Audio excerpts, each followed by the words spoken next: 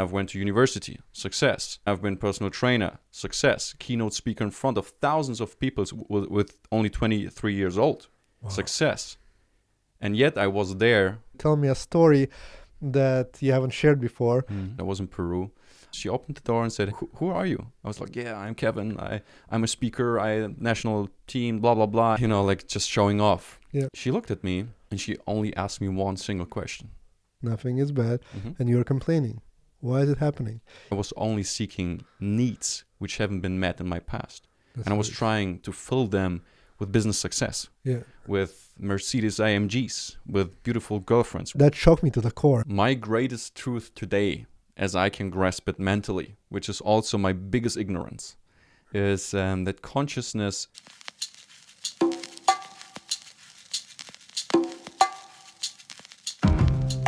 Hey guys, welcome to another episode. My guest today is Kevin. Kevin has a beautiful story of transformation from leading some of the most successful sales teams to helping entrepreneurs to have a stress-free life. For the past 6 years, he has traveled the world, searching for happiness and fulfillment. Today, as a renowned expert and mentor, Kevin empowers entrepreneurs from every corner of the globe to prioritize their needs, embrace time as their most valuable asset, unlock a life of unparalleled joy, fulfillment, and self-determination. His transformation methodology transcends mere success, unlock the hidden doors to personal growth and unparalleled freedom. What I can say for myself, that if you are in sauna with Kevin, he's the best sound master you can find. He does this towel thing and you feel really, really hot. You're almost dying and then you feel happiness and fulfillment. So if you see him in the sauna, either run away if you don't really want to get the sauna experience, but if you do, it will transform your life. Anyway, Kevin, welcome. Thank you very much. And thank you for the invite to be on the Soul to Soul show. It's which an I'm very honor. happy. It's an honor to have you here. I sent you a question here before we started, and one thing clicked with me when I asked you to tell me a story that you haven't shared before. The story that you shared was a childhood influence that made me successful but left empty, although having it all. I want to start with that. Tell me about it. That's a big thing to start with. And my life in a nutshell, maybe from this perspective. I grew up in Germany, a beautiful, loving family, but we still had family struggles. And those struggles have influenced me on a very profound level. Now, looking back, I know why, and now I know the mechanisms behind that, because the first 3, 5, 7 years of our life are like we as children are more or less in a hypnotic state. Okay. We just suck in everything we see, we hear, we listen, or we experience and we learn. So the first few years of my life were a big struggle for an innocent kid, right? Yeah. And from that on, from these trauma, from these intense experiences, I created strategies as you do naturally as a kid. Yeah. Like you modulate your behavior, you show up differently. And one of my strategies was to be better than anyone else. Okay. So I was playing soccer in Germany, football. I was very good at it. I was exceptionally good at it. Then I went boxing, fighting. I haven't lost a fight. Then I've played American football, for the German national team. Wow. GFL, the German First League, and was very successful at that. Then I've went to university, success. Then I've been personal trainer, success. Keynote speaker in front of thousands of people with only 23 years old, success.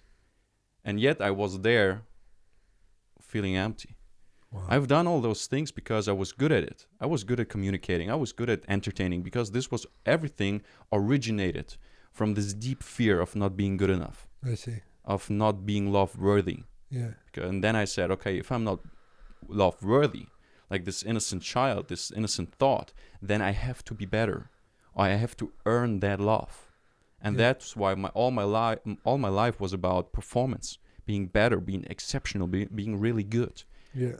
But I was only seeking the love. I was only seeking needs which haven't been met in my past. And I was trying to fill them with business success. Yeah. With Mercedes AMGs, with beautiful girlfriends, with you know the game. I know everything we learned. And sure. that was a powerful thing to recognize. Wow. Are you willing to share struggles that led you to this fear, I guess, of abandonment or fear Mhm. of not getting love in your first few years? Like, how does that Yeah, so for show to me, you? it was my mother. I love her wholeheartedly, and there's no guilt about that. But we, in our family, we struggled with alcohol, Yeah, right? And for a small child, it thinks very, very, very, how do you say it? The world for a child, there's only mom and dad, yeah, and then at some point, peers and co.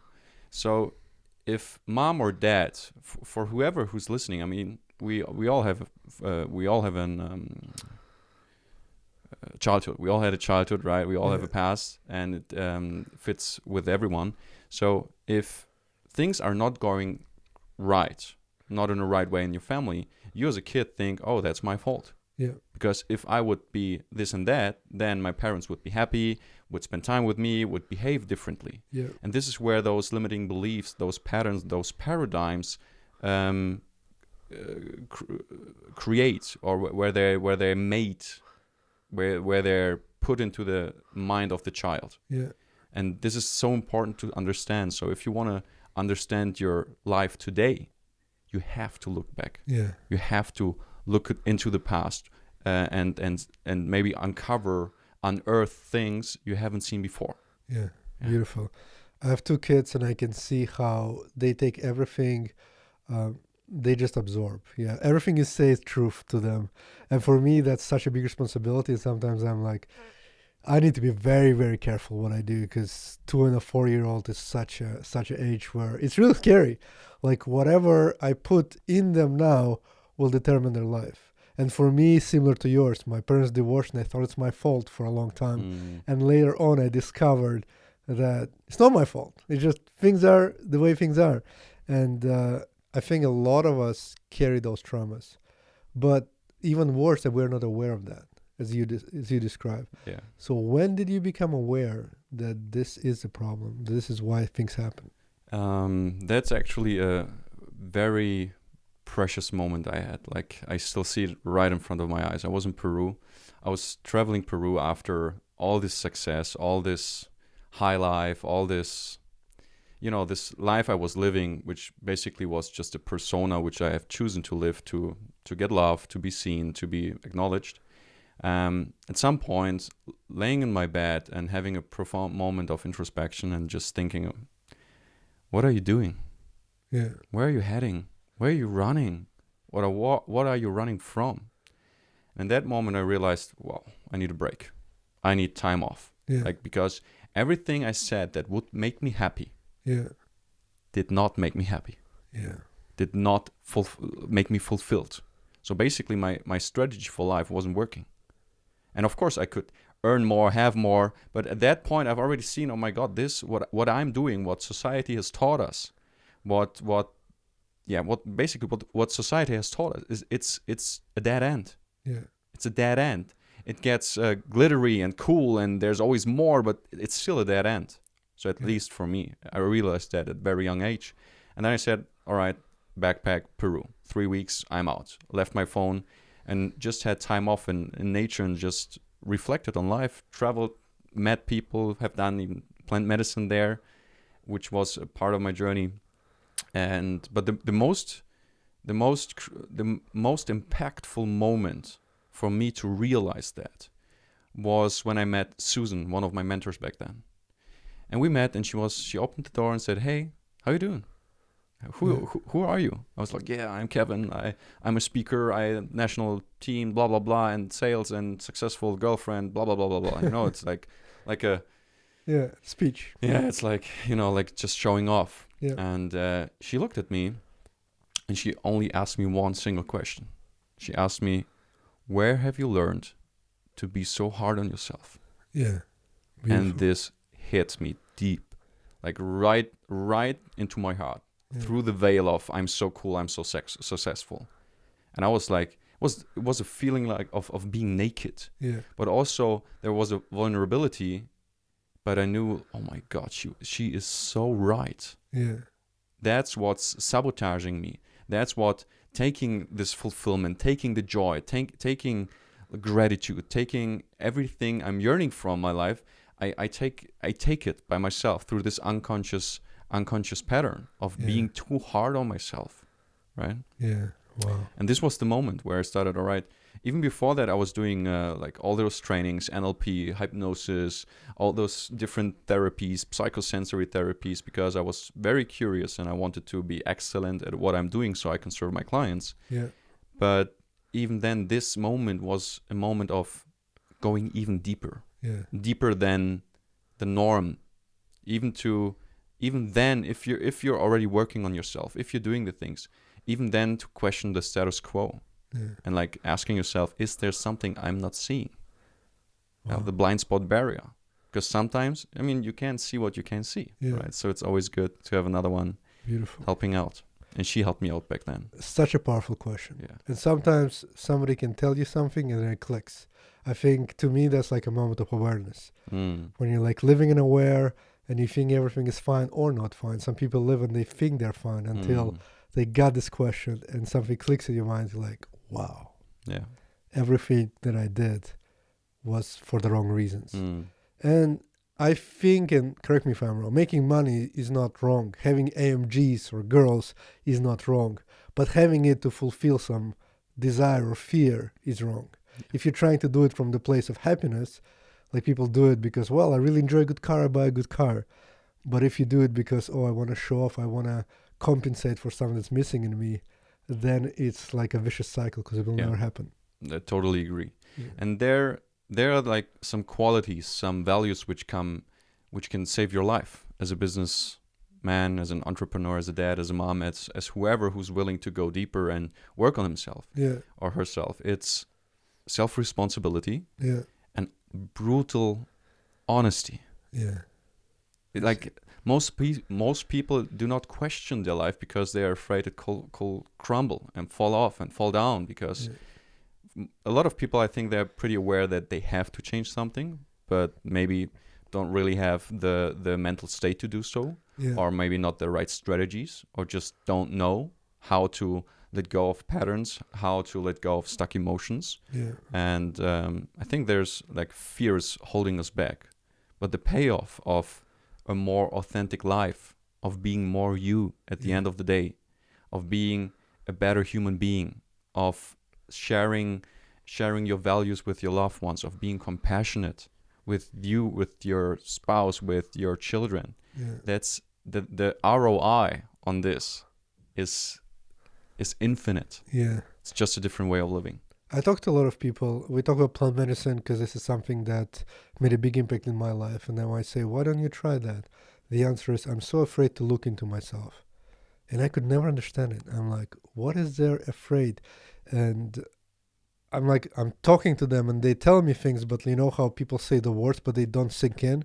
Like, isn't that the most important thing for you to realize who you are? And like, if there's something that you're afraid of, it's going to get worse. The only way to get somewhere in life is to face your fear.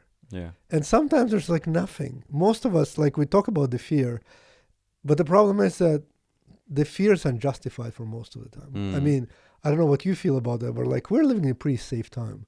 And the worst that can happen is like people like scream at us, or I don't know, we got into like some car accident. But those are like so minimal compared to what could happen in other countries, in other times. So, I mean, looking to life through the lens of fear is pretty crazy. Exactly, but it's only crazy from an objective standpoint. From a neutral standpoint of inner peace, of clarity, of stepping back. Because if you feel fear, you don't work as you usually work. I agree. And it can be a huge fear. Then we all know what's going to happen: fight or flight. You know, the tiger or whatever. We all know those stories. Then it's extreme. But there are subtle fears too. Even in conversations, even when we not meet people, even when we're doing our job, we're signing big deals or whatever, there are always subtle fears which are very primal to human beings, right? Which influence us. And there, it's those fears are mainly not based on survival, because it seems like a pretty safe time to live. But it's the fear of of the ego to be attacked, because what we all do consciously and unconsciously is we're trying to affirm or defend our ego tendencies, the self-image we have created. Like for me, example, myself back then, I am this guy, I'm a model, I'm a speaker, I'm a sales guy, I'm this, I'm look great and I'm great communicator and this is my life. And if somebody would like try to argue on that, I would defend that. I would play the role. I would defend this role because this is me. Yeah. But this wasn't me. This was a persona I have taken to fit into society, to fit into family, to fit into peers. Yeah. And that's why, like, not living yourself, of course, how do you want to find fulfillment? If you're not living yourself, if you're playing a role just to fit in. Yeah. Yeah. I guess the problem is that for me as well, I'm actually in the same camp as you, so that's why I completely understand what you're saying. But the thing is that you play your persona so much that you become your persona to some degree, and you cannot dissociate with persona. It's mostly like people have schizophrenia. They're like pretty crazy, but they don't know they're crazy because they think that everybody else is crazy, and they're like living a normal. They think everything is normal, but it's not normal. So I guess the question is, since you went through this journey, for people who are listening and they feel that something is not right, because it's usually a feeling. Whenever your mind is telling you stories, but you feel that, okay, I'm still unhappy, I'm still not enough, what can they do to at least try to steer themselves to a direction of happiness and fulfillment? I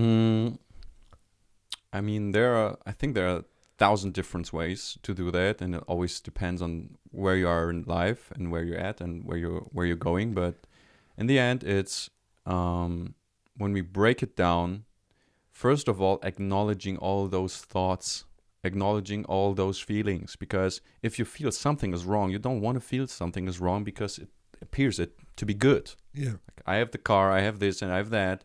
So everything is great, and you still have the feeling it's wrong, it's off. I'm not happy, I'm not fulfilled, I want to break free. But you're not allowing it yourself because you have the perfect life, which society taught you to have, to be happy and fulfilled. But you're not. So I think a big part, and this was my moment when I was laying down in my bed a few years ago, or almost 8 years ago, is this honesty. Yeah. And like just acknowledging, okay, something is off. And I'm genuinely interested in finding out what. Yeah. And that's, that's already the first layers of protection falling down, right? To just acknowledge it. All right, there's something off. I will figure it out. I will find out. Yeah. Because if you open up yourself and open your thoughts and allow those thoughts, then things can originate from that. Of course you can look for mentors, look for inspirational podcasts and everything. There's plenty of it because there's a movement towards being more conscious, to being more focused on yourself. Yeah. It's all about awareness. As soon as you're once you see something, you cannot unsee it. Mm-hmm. But then, are you willing to see it or not? I guess that's a big question that a lot of people are just not willing to see. They feel that, it's uncomfortable. And we're so conditioned that everything needs to be comfortable. The food comes from the store. The Gojek comes when you want a car.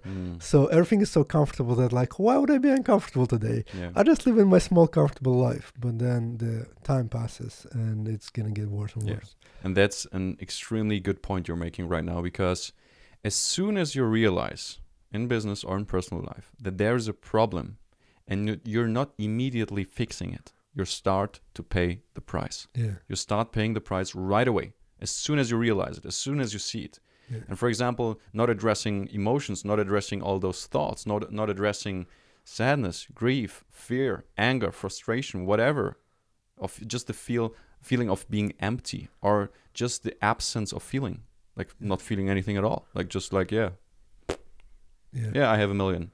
So what? Yeah, I have a yacht. I have this. I have a girlfriend. Yeah, but I have 2 children. But most people are even numb. They don't feel anything. That's exactly my thing. Yeah. Yes. Because of the fear of feeling. Because behind that, there are all those emotions. So this is important to understand. As soon as we realize something, we start paying the price right away. Yeah. For me, it was exactly that. I would realize that my emotions and compare them to like glass of water, of sparkling water that was staying on the table for too long. You drink it, you don't know if it's sparkling or not. So emotions are really diluted. I would be like happy. Understand that I'm happy, but I don't feel happy. I would like scream at somebody, but I'm not angry. Before I would be like furious, and now I'll be like screaming, but I'm like just doing it because that's a normal thing to do. Yeah. But I won't be angry or not happy, and I'll be like, that for me was like something is wrong. And I'm like, when was the last time I cried? Yeah. And I could not remember. Literally, I would be like, is that not normal? Mm. We're taught that men don't cry. It's all bullshit. Yeah. I mean, if you feel emotional, you need to express your emotion. And if you don't, like, what's wrong with you? And for me, that was, I think awareness came from that. Because I never knew like what's wrong, but I knew that this is not normal to have the diluted emotions. Yeah. And then you reconfirming that, Asmund, who was on a podcast as well, who teaches men to cry, he also talked about that. And I think for somebody listening, I would just want to give the point that if you don't feel emotions, that could be a one sign that something is not right. Because in a normal machine that is moving in a normal space, everything should be working fine. Yeah. Yeah. Yeah. And what I want to add to that, what's a really important point is to because there are few values which I think are very important in life. Yeah, which I teach my clients, and where we focus on a few tenets, like a few pillars, right? Yeah. And one of them, since I'm working with men, is masculinity, and in a very conscious, mindful way. Because just saying, yeah, fuck your feelings and do the shit you have to do, this led me into that place where I was just all right. Yeah, I'm functioning more for my business, for the community, for my peer group than really living. Yeah. So then you have the other part of spirituality, of being conscious, of being mindful, of also connecting with yourself, right? And feeling into it. Because like everyone listening right now, you can ask yourself, when was the last time you felt into your heart and this thing? Yeah. When was the last time you felt this thing pumping?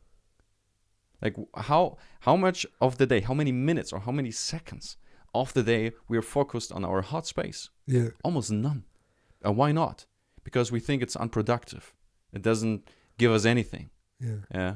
But I think feeling your heart is a very productive thing you can do. How do you feel your heart? Just putting your awareness there. Like you can close your eyes. Yeah. Feel into your chest space and just feel. Just see what sensations you can feel, you can perceive. And with feeling, it's not about, oh, I want to feel now my heart opening and blooming and whatever. No, you just feel what's there. Just honestly. And if it's empty, if it's cold, if it's dark, then it is. Yeah. If it's joyful and jumping all around, it's great. But there's no judgment in that. Yeah. Because if you only want to feel when it's good, you're already putting conditions on it. And that's not how feeling works. Yeah. Feeling works on or off. You either feel everything or nothing. Yeah. And for a big part of my life, I was feeling nothing. Because I didn't want to feel the fear of not being good enough, of not being love-worthy, of being sad, of being lonely, of being not seen, of being frustrated, of being angry. And at some point as a child, I just said, all right, I don't want to feel all of that, so I'm going to feel nothing. Yeah. I'll be the best, but I just no feelings. And then you end up like me, having it all, feeling empty and like, fuck. This worked in my childhood, but this is not working right now. Yeah. I remember I was interviewing the guy who is very successful. He made like $500 million or something like that. And he was like, I realized that he took ayahuasca and realized during ceremony that when he was a little child, he told mom, can we play? And she said, not now, I'm busy. And then he realized, okay, I'm on my own in life. And I'm going to prove them all that I'm going to be so good. And he made enormous amount of money. He was one of the biggest e-commerce sellers in the world. But then he was empty and unhappy. And I was like, this little thing that she said unconsciously, it's not her fault. She just interpreted it in such a way that changed his whole trajectory of his life until he was 40 years old, taking plant medicine and realizing. And as soon as he let it go, he realized, okay, it's all good. Yeah. His fears are... It's a beautiful moment of introspection, right? Yeah.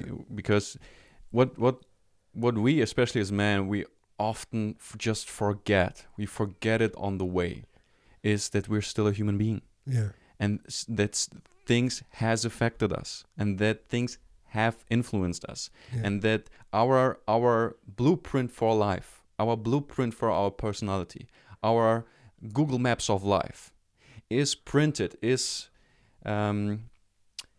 printed within the first 7 years of an innocent mind of a child, right? Yeah. And that's important to know, because today we're not, I'm very aware, I know all those things, those are my strategies, and you can handle everything. Yeah, but it's not only about that, it's also about finishing stuff which isn't finished, because otherwise you will try to fill those unmet needs in yourself with things you achieve, right? Yeah. If you feel lonely, you'll get a girlfriend, boyfriend, whatever. But let me tell you something, you're still going to be lonely, even though you're not alone, right? Because you can't, it's like putting a triangle into a square, like those child games. Yeah. Like there's a triangle missing, you have a square, you get a square, you try to push it in, like, it's not working, right?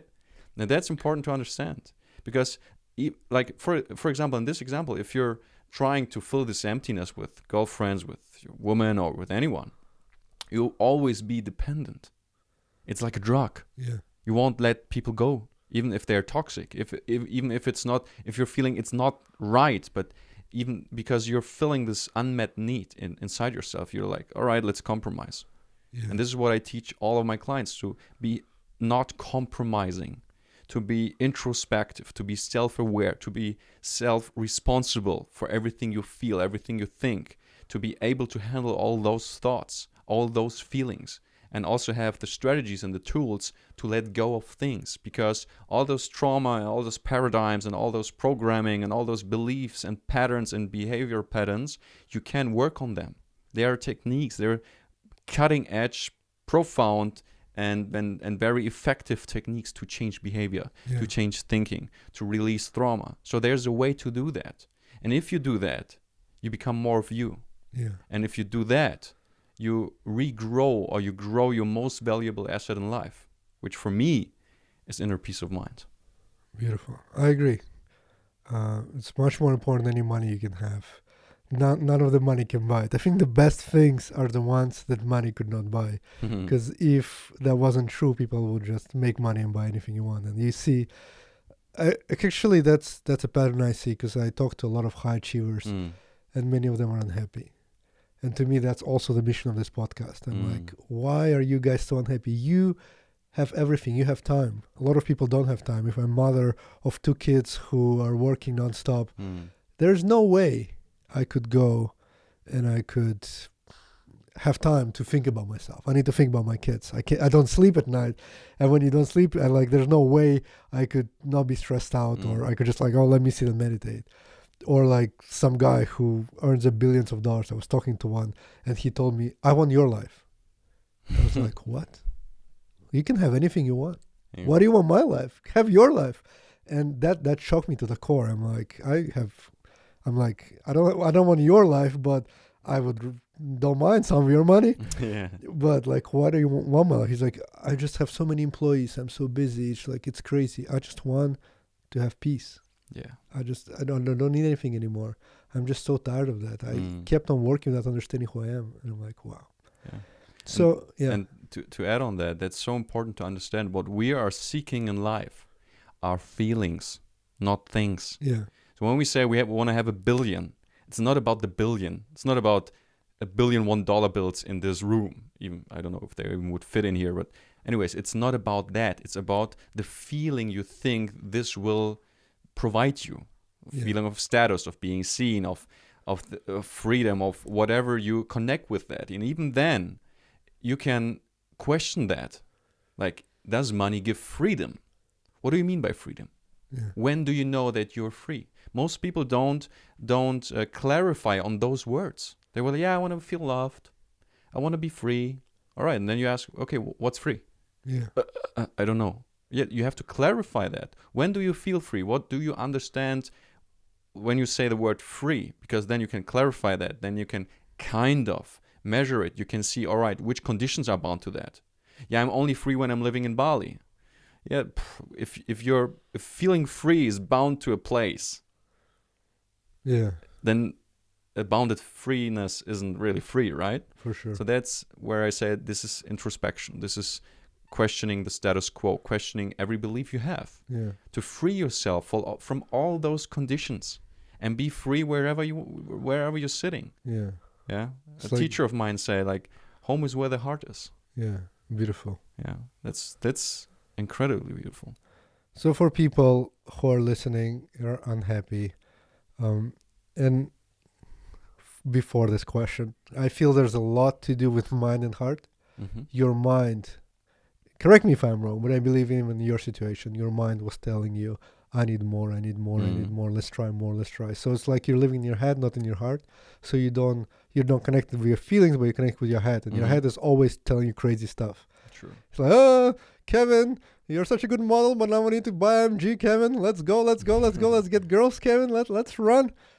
So that's why, to me at least, I'm talking from yourself, but I see you in a mirror of me because I have the same problem. And the problem is that we all live in a mind.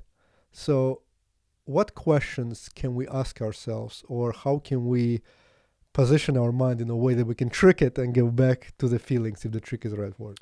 I think the best thing you can do is treat every thought as an offer. It's Okay. an offer that your mind gives you. Because what most people do is they completely identify with their thinking. Yeah. They think they are who they are. But we know we aren't what we think we are, because consciousness is fundamental for everything, right? Yeah. And that's important to know, that this thing we're identifying with, our ego, our mind, this is just a facility. Yeah. This is a tool. Yeah, the brain and the mind, it's just its job to have thoughts, right? Yeah. And it offers you thoughts based on the paradigms which are programmed into that computer. So you can see your mind as a laptop, Yeah. right, or a MacBook or whatever. And that's important, to step back. If you have any thought, step back, observe it, and then you can discriminate.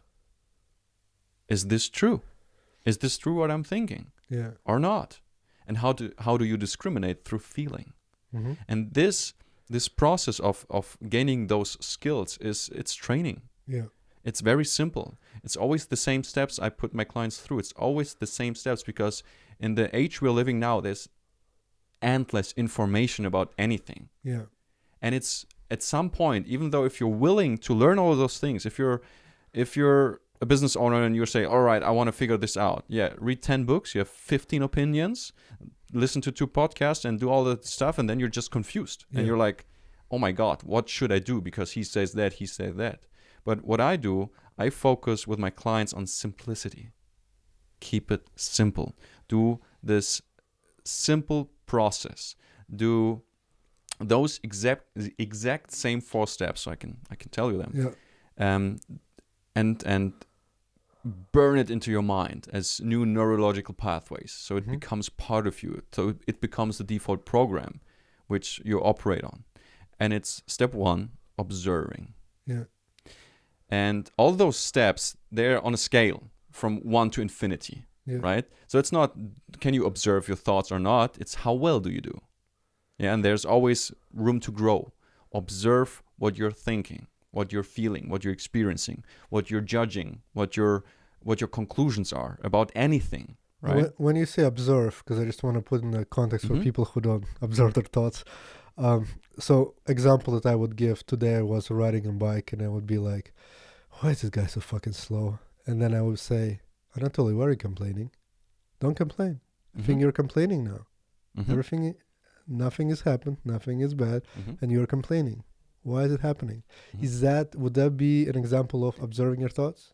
That would be observing your thoughts and then judging yourself for doing what you're doing, which you Yeah. can then observe again. Yeah. It's not only like, why do you think that this guy is way too slow, but then you're judging yourself for Yeah. judging him. Yeah. And this is a thought you can observe too. So it's a little tricky with the mind, right? Yeah. So, but this comes with experience, right? So what would be your example of mental absorbing your thought? Like how do you do that? just be present with whatever you're thinking and feeling, Okay. right? So And of course- in my case, what would I do? So for example, if you're in traffic, somebody cuts you and you're pissed, angry, or whatever, or your spouse says something and you're angry, or your kids are in business, observe what's happening inside of you. Okay, which thoughts are triggered? Like how do you react to that? That's the first most important thing, to observe what's happening. So it can happen in thoughts, maybe in like inside movies you have, Yeah. right? Oh, I will tell this and that, and I will do this and that, right? Or you're imagining how you beat up this guy who cut you in traffic, Yeah. like bam, bam, bam, right? So whatever happens in your mind, you're observing it, right? And then not most important, like every step is most important, but the next step is then to step back, because usually thoughts trigger emotions, and then you're angry, Yeah. and this feeling of being angry then amplifies these thoughts, and you get stuck in it. It's Yeah. like a Whirlpool. it's like a whirlpool of emotion, Yeah. right? And then feeling into that. Okay. All right. I, as consciousness, observing thoughts and feelings, I observe it. I am not the feeling. I am not the thought. Interesting. And I don't draw conclusions at that point yet. Not this is good, this is bad, because judging is a mental activity I again, see. right? So then you acknowledge it. Yeah, all right. I'm angry. I'm pissed. I'm stressed. Whatever. I'm complaining. I'm complaining. It's okay. Yeah. No, don't judge yourself for complaining, right? Because Yeah. then you're doing it again. But I'm just acknowledging that, okay, right now I'm complaining. Yeah. It's okay to complain, Yeah, it's okay. but I'm complaining. Even saying it's okay to complain, it's a judgment itself is a positive one, but yeah. let's keep it really simple, all right? Yeah. So first you observe what's happening. Yeah. What do you feel? What do you think? What films are in your head? All right, step back. Step 2, step back. Observe it and realize you're not the thought, you're not the feeling. Step 3, acknowledge it. Okay. It's like acknowledging that we're making a podcast now. It's Yeah. like, okay. It's very natural. And then in step 4, make a new decision. Because what most people want to do is like, they realize something and they directly want to make a new decision. But if you don't feel what's happening, don't acknowledge it for being there, it won't work so smoothly. Okay. It will just be a mess. I'm just thinking it's easier when you train it, Mm-hmm. but I feel that, I don't know if that's possible or not, because I understand what you're saying. It's more like on an emotional level. So it's not like you're saying something to yourself. It's just you are feeling in what you're feeling while something is happening. Yeah. But is there any mental game you tell yourself? Is there like ways to tell your mind something that is neutral to sort of go through this process? Because for people who are not intact with their emotions, it's very hard for them to just like, okay, now I need to feel in. I'm in traffic. I'm complaining.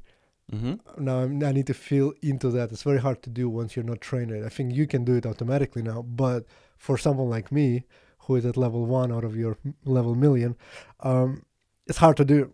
So is there any mental cues, I guess, we can do? So first of all, that's a story you're telling yourself. Yeah, I'm on level 1 of this. Yeah. You're not. You're like, even let's not talk about levels, but you have the capability to feel, right? So allow it to yourself. Yeah. You're very capable. You're connected. You can feel, and we just have to open up to that.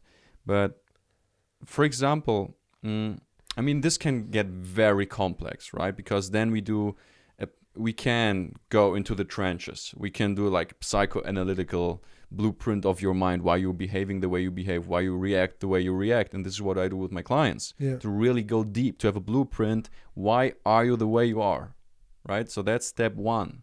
If you don't have this self-awareness, nothing will work out, because everything will be random. Yeah. It's like doing e-commerce business and not having any KPIs and not having any systems. It's like, yeah, well, let's sell some socks. Welcome to my first year in e-commerce. Yeah, it's like, it will be a pain in the ass, right? Yeah. So it's important to have a blueprint. Step 2, you analyze and you find out those mistakes, those errors built into this system, the bugs, right, on the mental and emotional level.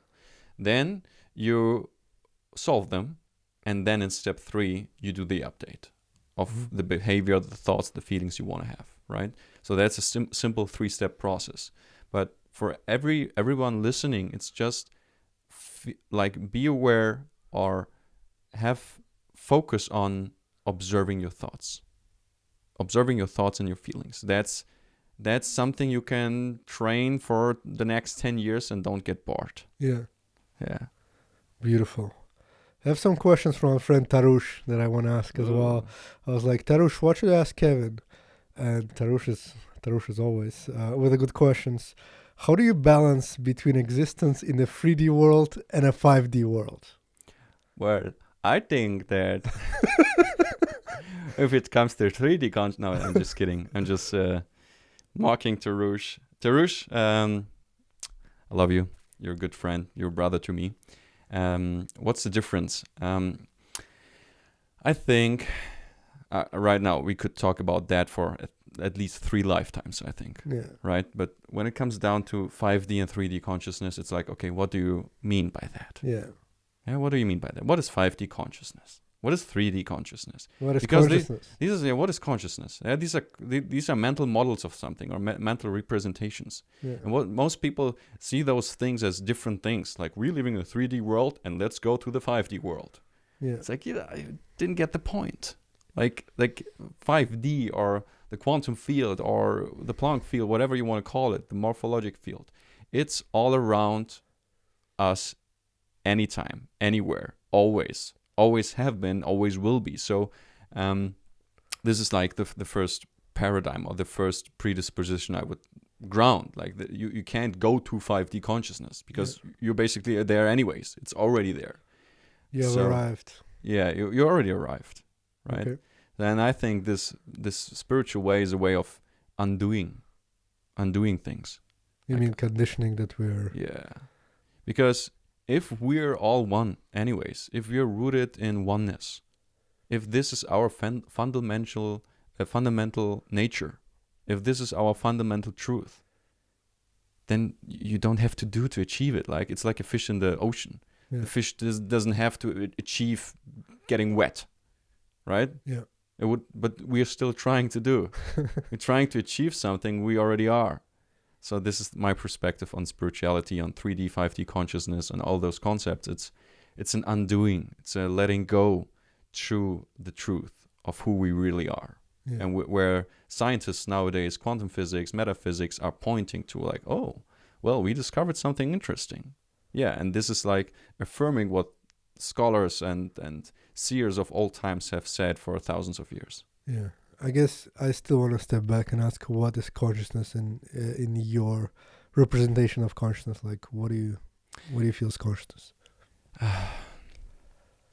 Consciousness, from my greatest truth today, as I can grasp it mentally, which is also my biggest ignorance and biggest arrogance, is that consciousness is the base layer for everything. And it's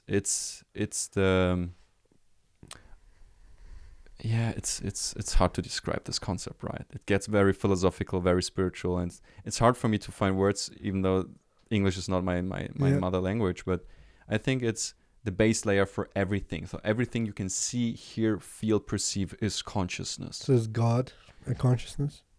I think so.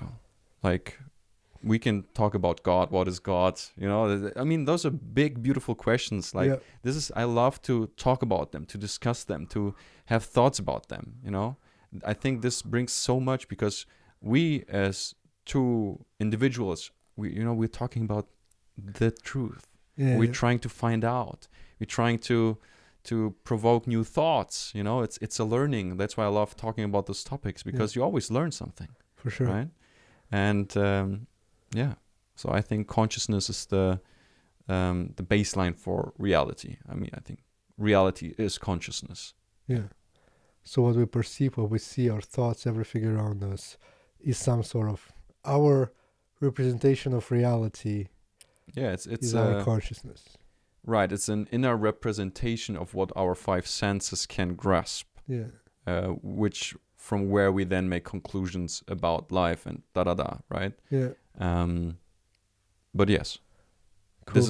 I think this is the distorted view of reality. Yeah. It's not reality. Okay. Yeah. The one thing that we discussed, it's a little triggering topic, but I still want to discuss it.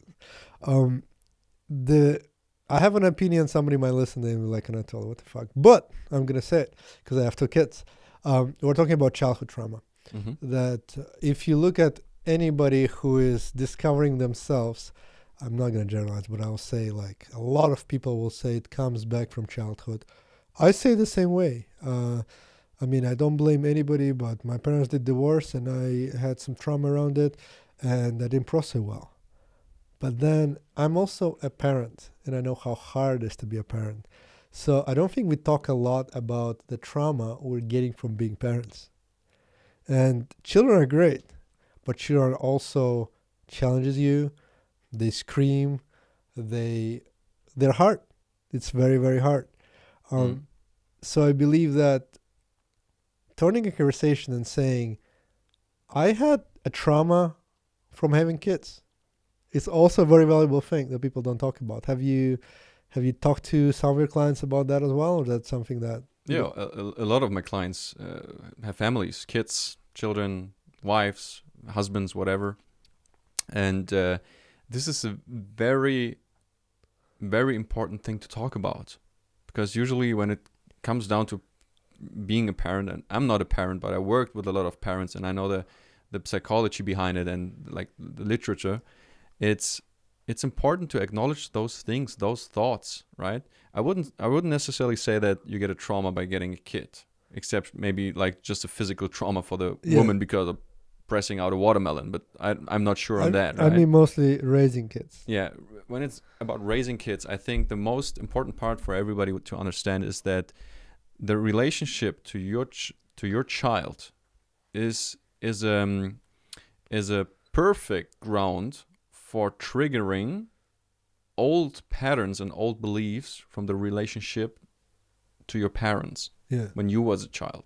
So as a parent today, you're projecting, that this is the term, you're projecting a lot of things onto your child. 100%.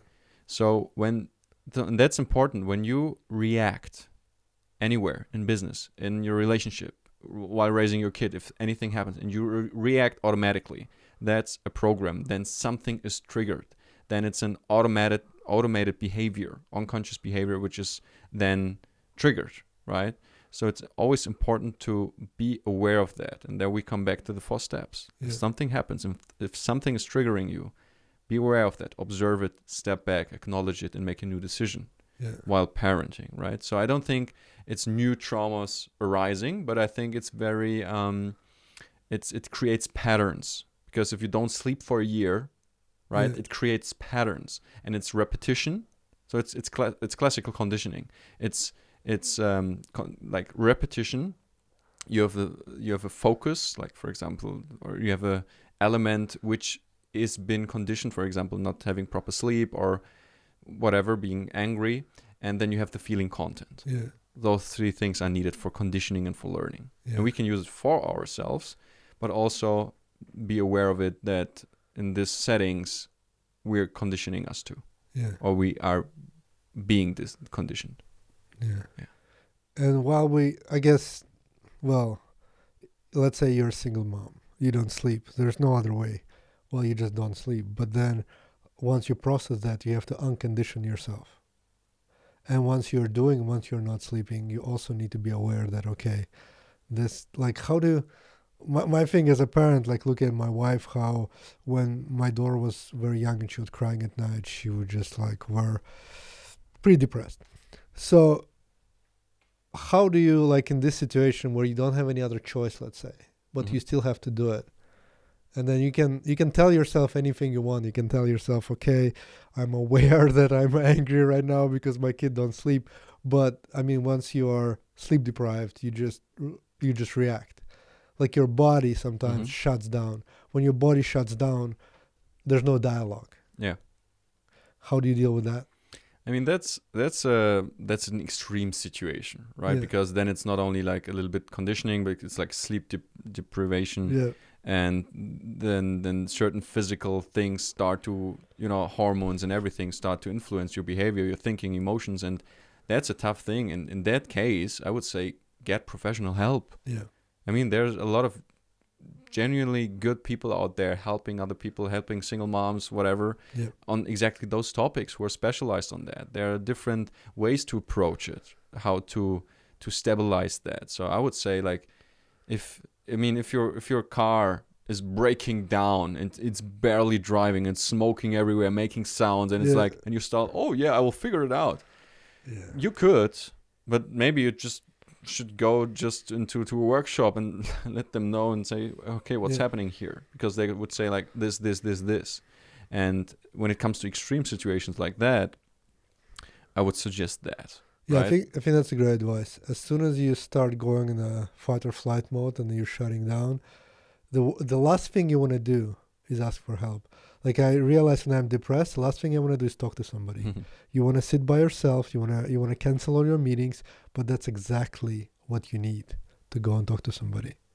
And that's why your mind is not always right. Like, if you always listen to your mind, it can get you into old patterns, because your mind doesn't know that you can ask for help. You never ask for help.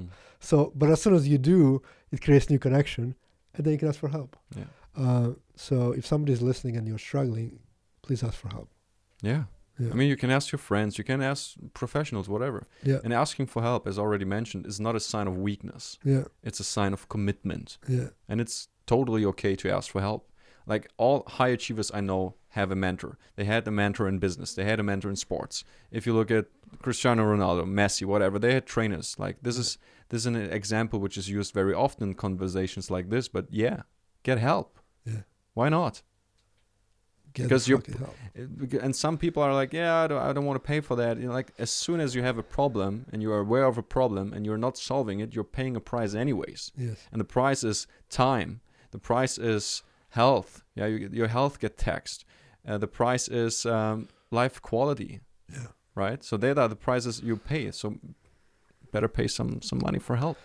So that's my suggestion. So I was always a big believer in mentors, a big believer in people who can help you achieve things faster or let go of things faster, right? Because otherwise it's just trial and error, and you pay with time and energy. I realized it pretty recently, and my life improved so much just by being vulnerable, asking for help. Actually, you're stronger if you ask for help than you sit there and be egoistic. This is what weak people do. The strong people, they ask for help. The last section here I have called soulful questions. It used to call me rapid fire questions, but we're like, no rapid fire anymore. Soulful questions. Some questions I ask everybody who come here. What are some of the routines you do, morning, evening, anything that help you to work on your mission? So what I can recommend is journaling. Yeah. Like reflection. Reflect on your day. You can do it in the morning, like, all right, so what is this day about? What are the values I want to live? What are the qualities I want to live? What is it that I want to give other people? Who am I going to be this day, right? So there are like a lot of different questions you can start the day with. Also, like at night, right? To reflect on your day. How was your day? Yeah. When have you reacted emotionally? When have you fallen unconscious? When have you reacted? And how would you do if you had another chance? Yeah. Right? So I think journaling or just reflecting in a written form is more powerful than just having some vague thoughts before drifting away and sleeping. Yeah. Right? And for myself, meditation was one of the biggest, most impactful tools in my life. So I would recommend everybody to look into that, especially those people who say they don't have time for meditation. Yeah. Right? Exactly. You need to look into it. What meditation do you do? So I've done a lot of guided meditations in my life, but right now I'm doing silent meditation. Silent meditation. Okay. Just sitting there still. Beautiful. Okay. The other question is, what were some of the beliefs you used to hold? Can be a year ago, 10 years ago, 20 years ago, 50 years ago, I don't know how old are you, that you don't hold anymore? Ooh. Am I not holding them anymore? Can we be sure about that? You sure about that? You know that meme? No. Yeah, it's a funny thing. Maybe somebody's listening knows what I mean. You sure about that? it's really funny. Beliefs.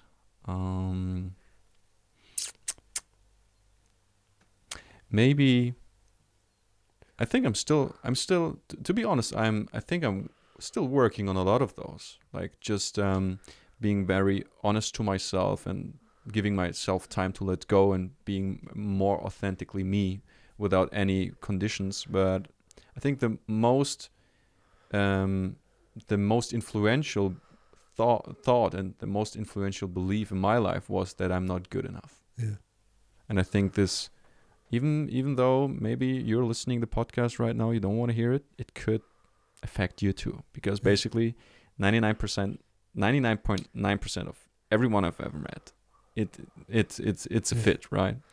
And this is camp, I'm still learning to see my worth in just me being me, right? And not connected with my financial success, with my business success, with whatever, right? It's just being aware I'm good enough, I'm love worthy, it's okay to be me, it's safe to be me. I think this is something where I've done a lot of work and I'm still working on. Beautiful. Or I'm not working, I'm still letting go of the other illusions. Beautiful. Well, the last question I have, you're a perfect guest for that question. How to live a fulfilling life according to Kevin, the sauna master. The sauna master. So first, the most important thing, 2 times a week in the sauna. This will make a huge difference in your life. Like ideally with waving, like you can do the sauna in Germany or Finland or whatever. No, so when it comes down to living a more fulfilled life, I think it's very important to let go of ideals, because everything we do and we perceive as good or bad, or we want or don't want, or we like or dislike, is based on ideals. Yeah. And those ideals were indoctrinated and conditioned by society, by religion, by peers, by parents, right? So it's important to say, all those things, yes, you can still have goals, you can still have dreams, nothing wrong about that.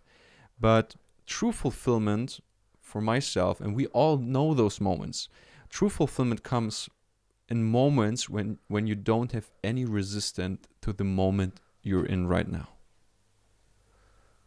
Yeah. This is where, from my experience, you feel inner peace. If everything in this moment right now is okay, it is.